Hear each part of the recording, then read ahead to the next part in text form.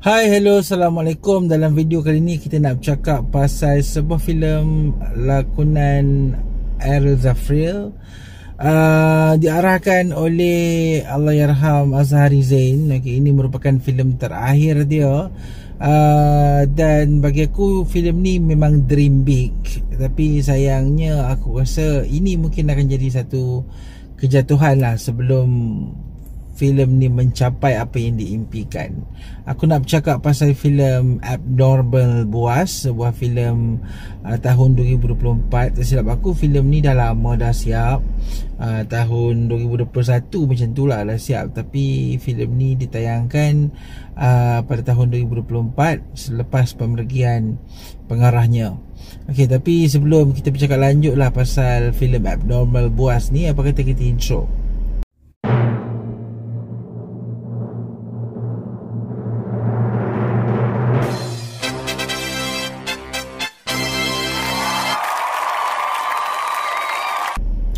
Baik, tajuk filem ni memang catchy gila, Abnormal Boaz. Aku ingatkan filem ni akan jadi sebuah filem yang santai, gore and violence, sekaligus memulakan tradisi filem-filem gore dekat Malaysia.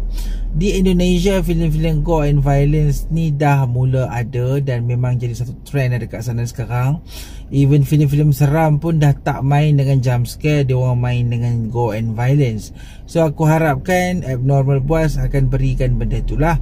Okey, benda yang paling menarik dalam filem ni ialah filem ni cuba untuk buat sebuah filem yang berkisar tentang satu malam sahaja.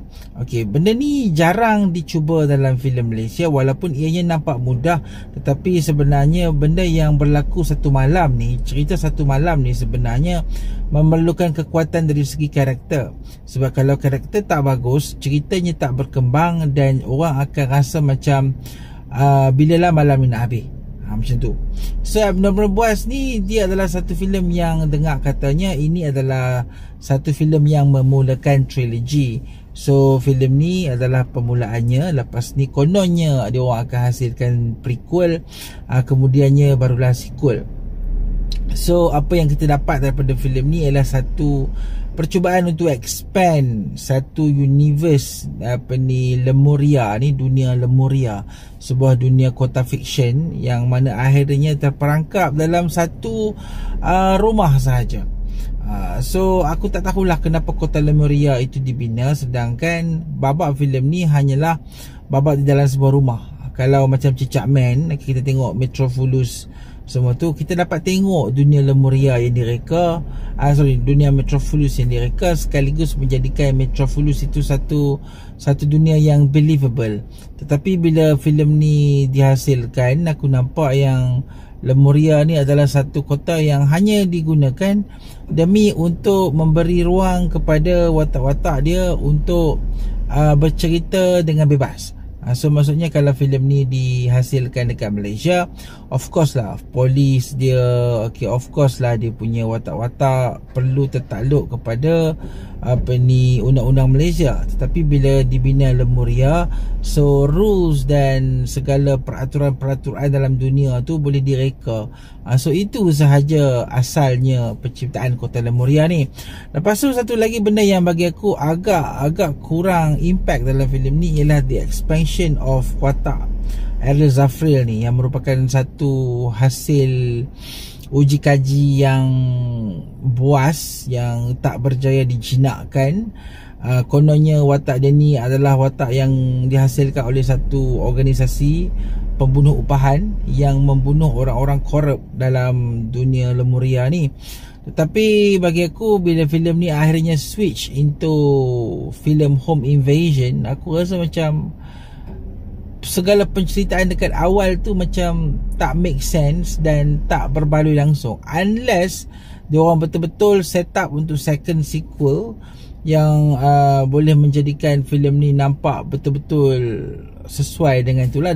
Hang dah buat satu expansion universe Lemuria, dekat depan tu cerita pasal organisasi E1 lah apa semua. Kemudiannya kalau hang tinggal sahaja dengan satu filem ni, maknanya segala huraian dekat awal tu memang bullshit lah, memang mengarut lah. So aku harapkan kalau dia orang buat sequel, better work as plan, buat seperti yang dirancang dan sekaligus memberikan orang kata satu expansion dunia Lemuria yang believable lah. Okey lah, filem ni aku nak kata tak best tu dari segi gore and violence, dan juga a few things tu ada benda yang aku suka, especially watak Ariel Zafri yang ganas tu. Cuma bila filem ni suffer from the plot itself, okay, filem ni punya plot tak berkembang, watak-wataknya flat, watak 3 orang perompak tu pun flat, tidak ada satu. Bila kita tengok watak ni mati, kita tak ada rasa feeling, kita tak ada rasa macam kita nak simpati. So bila watak-watak ni mati, kita just tengok dia sekadar mati kosong. So bila Ariel Zafri pula jadi seorang watak yang liar, lincah, kita sendiri tak dapat nak tengok dia punya dan kasihan tentang dia, sebab terlalu banyak flashback yang tidak memberi impact kepada filem ni itself.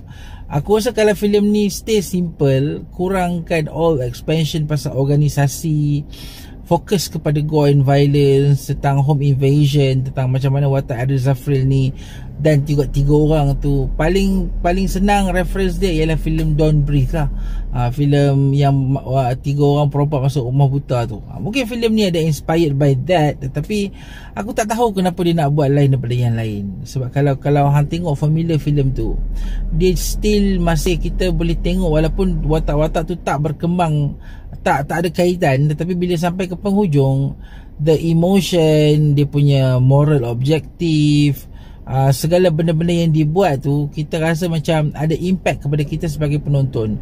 Tetapi bila filem ni kita tengok, kematian 3 orang watak perompak tu pun tak memberi impact apa kepada aku. Dan kemudiannya bila filem ni sampai ke penghujung, dengan kemudiannya kembali balik ke organisasi tu, yang kononnya menimbulkan tanda tanya. Tapi aku okey lah kalau hang betul-betul nak buat Abnormal Boss 2, aku okey, tapi aku rasa macam tak ada masa depan yang cerah dah, sebab filem ni pun dah cacah merebak dengan plotnya yang bagi aku agak kurang impact. The twist itself, ada a few twist dalam filem ni menjadi okey, especially twist yang Ariel Zafri tu sebenarnya bukan ayah kepada budak tu. Aku suka scene tu. Tapi sayangnya impact filem ni tak begitu menarik. Nah, aku bagi filem ni 2 bintang sahaja. Aku rasa itu sahaja review ringkas aku berkenaan dengan Abnormal Boss ni. Kita jumpa lagi. Assalamualaikum.